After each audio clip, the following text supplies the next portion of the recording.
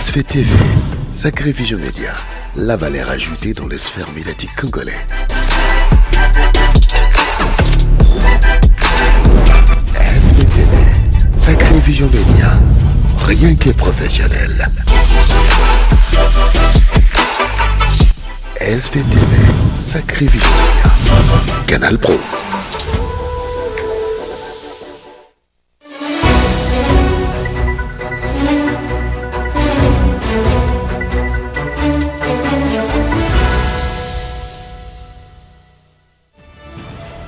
Clôture ce vendredi 27 mars par le chef de l'État Félix-Antoine Tshisekedi de la 13e conférence de gouverneurs de province tenue à Bandundu. Ces assises ont été marquées par des échanges constructifs et des engagements forts pour le développement des provinces. Le conseil d'administration de l'ENA a présenté un bilan jugé élogieux de l'année 2026 au vice-premier ministre en charge de la fonction publique Jean-Pierre Liaou. Au cours de cette rencontre, plusieurs axes à atteindre ont été évoqués, notamment la représentativité de l'ENA sur l'ensemble du territoire national. En sport, l'RDC connaît désormais son adversaire pour la finale du tournoi intercontinental de barrage de la Coupe du Monde 2026. Les hommes de Sébastien Desabre affronteront la Jamaïque ce 31 mars 2026 pour une qualification légendaire 52 ans après.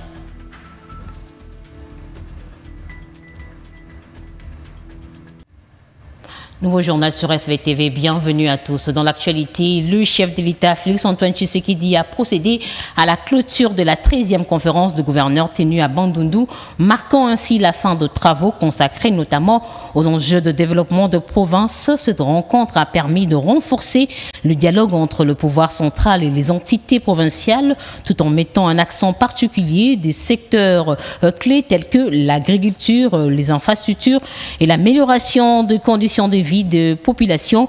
La clôture de ces assises traduit l'engagement des autorités à poursuivre les efforts en faveur d'une gouvernance efficace et d'un développement harmonieux à travers le pays.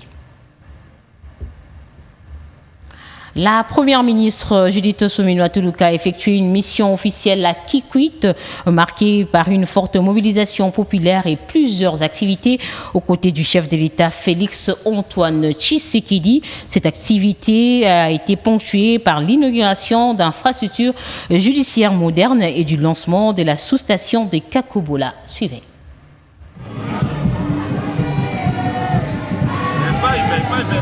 La première ministre Judith Suminwa-Tuluka a effectué jeudi une mission dans la ville de Kikwit, considérée comme le cœur économique de la province du Kwilu.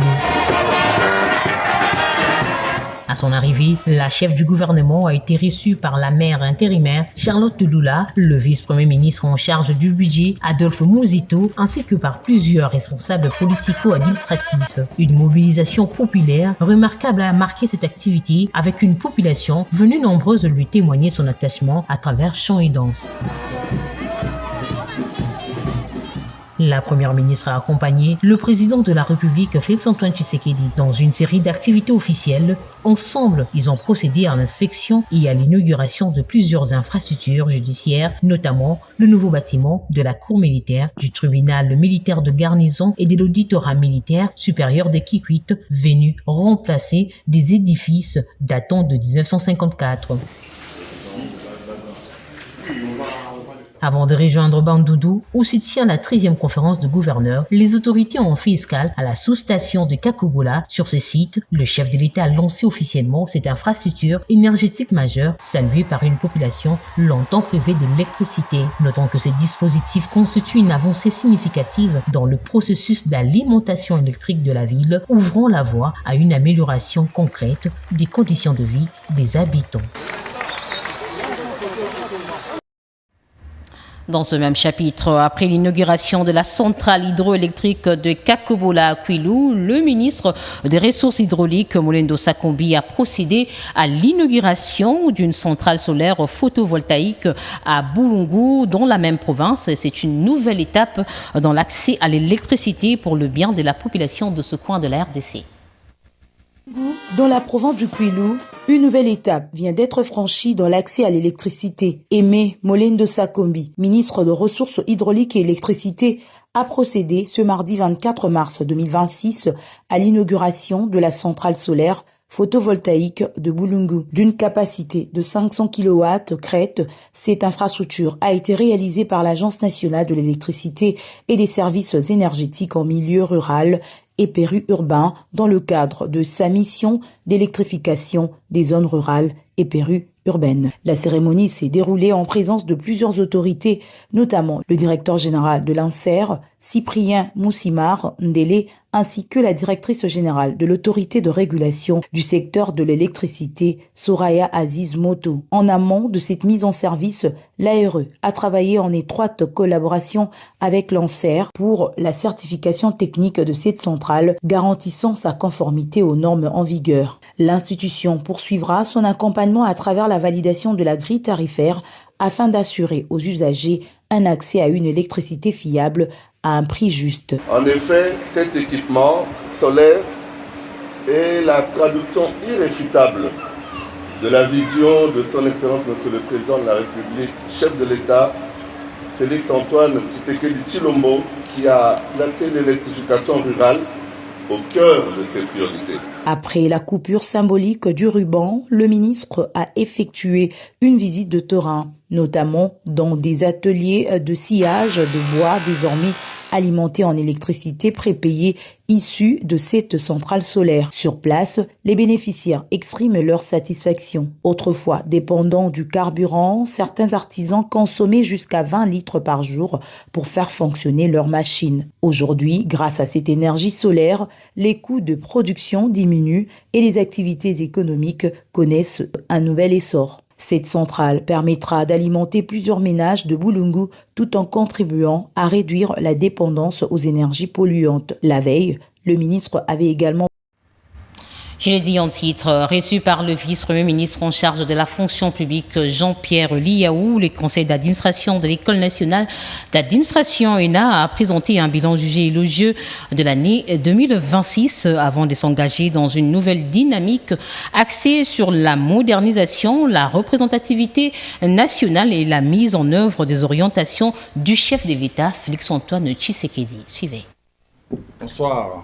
Après avoir dressé un bilan élogieux de l'année 2026, le conseil d'administration de l'École nationale d'administration ENA a été reçu par le vice-premier ministre et ministre en charge de la fonction publique Jean-Pierre Liaou pour une séance d'orientation stratégique. Au cours de cette réunion de haut niveau, l'autorité de tutelle définit les objectifs prioritaires à atteindre pour l'exercice en cours, en mettant un accent particulier sur l'efficacité et la modernisation de l'administration publique. Plusieurs axes majeurs ont été évoqués, notamment le renforcement de la représentativité de l'ENA sur l'ensemble du territoire national, la mise en œuvre effective des instructions du chef de l'État Félix Tshisekedi relatives à la construction du nouveau campus de l'ENA, ainsi que divers aspects liés au développement et à la consolidation de la formation continue des agents publics. J'attends du conseil d'administration qu'il veille à la cohérence entre la vocation de l'ENA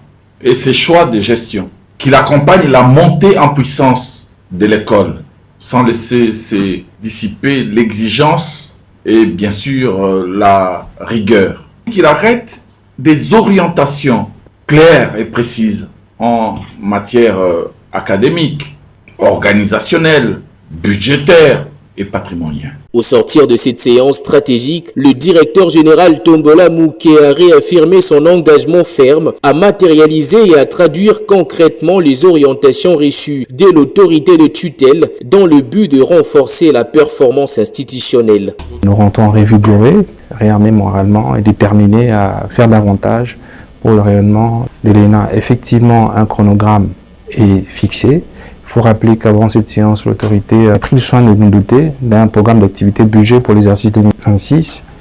Et ces programmes d'activité, c'est une feuille de route avec des échéances claires pour atteindre le résultat auquel nous sommes astreints. À l'issue de cette rencontre, le conseil d'administration de l'ENA attend poursuivre la dynamique déjà amorcée visant à bâtir une administration publique moderne, innovante et performante, résolument tournée vers la digitalisation des compétences et l'amélioration qualitative de services rendus aux citoyens.